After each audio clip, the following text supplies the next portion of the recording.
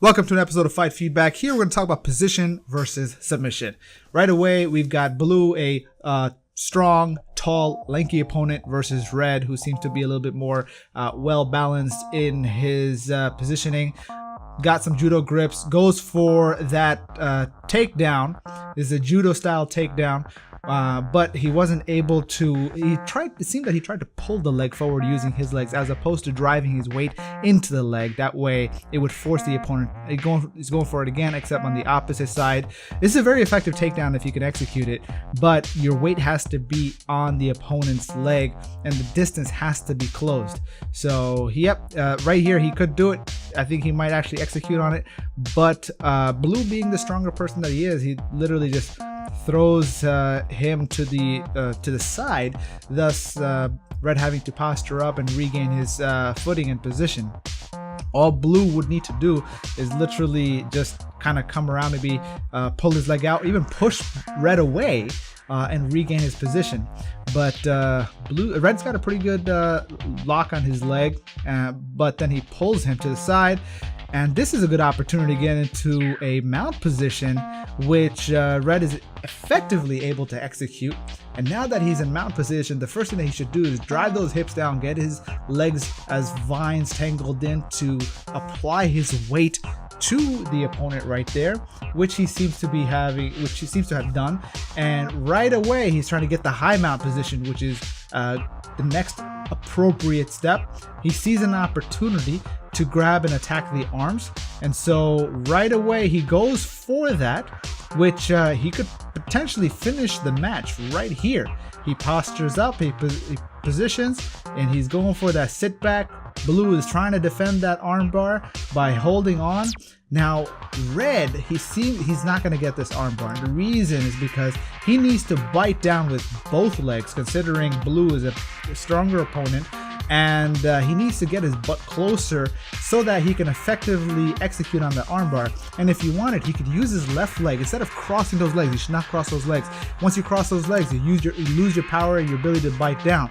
And he needs to be able to turn his hips to his right a little bit more, and so he loses the armbar. He goes for the ankle lock. Now, one of the things that you'll notice is that he needs to create some distance, straighten out that leg. And you see the way that his hand is positioned, the flat side of his arm, his left arm, is trying to execute on the ankle lock. It's not going to happen. You need to do it on the bony side of your forearm, and you need to get that arm in deep and really dig it into that Achilles. And you kind of see Blue is seemingly trying to do the same thing, but I don't think Blue is aware of how to hook that leg. And this is a good way to defend that ankle lock, is literally just to come up and stand up on that foot.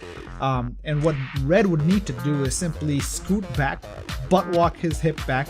Usually you can use your opponent, put your feet on your opponent's hips and push back and really execute on that ankle lock. But it seems that as he's pulling Blue towards him, he's losing that ankle lock position. And so I guess now he figured, okay, let go of that ankle lock. Let me see if I can get into a seated sweep. He gets a back position. Now all he needs to do is get that, Blue could defend by getting into a turtle position, by getting both elbows and knees on the ground, and then from there go for a double leg takedown from his knees. But at this point, Red is trying to stay on top of on the back of Blue. He would need to get the appropriate seatbelt position. Now, one of the ways they could do that is get under the arms, but Blue seems to be defending really well. And now Red is in the guard trying to go from, and Blue is essentially trying to create some space. Red has got some strong grips, especially when you got an ill-fitting gi. That makes getting out of an individual's clutches very difficult. Now they're back into standing position, starting right back at ground zero, square one, whatever you want to call it.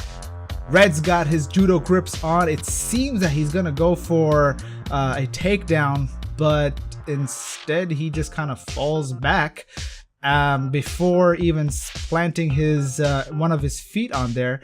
And I think he's trying to get into a high guard position, maybe into he's grabbed his foot, maybe he's trying to execute on a triangle. Thing is, you can't do that except that you've got the appropriate position and control first. And it's hard to execute on a triangle if your hips are low. You really got to push your hips up and then bite over with your leg and execute on that. But really what he has is a poor high guard position, and considering Blue's stature, he's able to stack Red, and Red recognizes this, and so he pushes back. And so now he has an opportunity to do appropriate spider guard, which is an open guard position where you leverage, you grab the sleeves or the hands or the wrists of your opponent, and you put pressure on their biceps to be able to control their upper body a little bit more. It's a trickier position for your opponent to be able to get out of. And so, Blue has done a pretty decent job of grabbing the pants, and it seems that the match is over.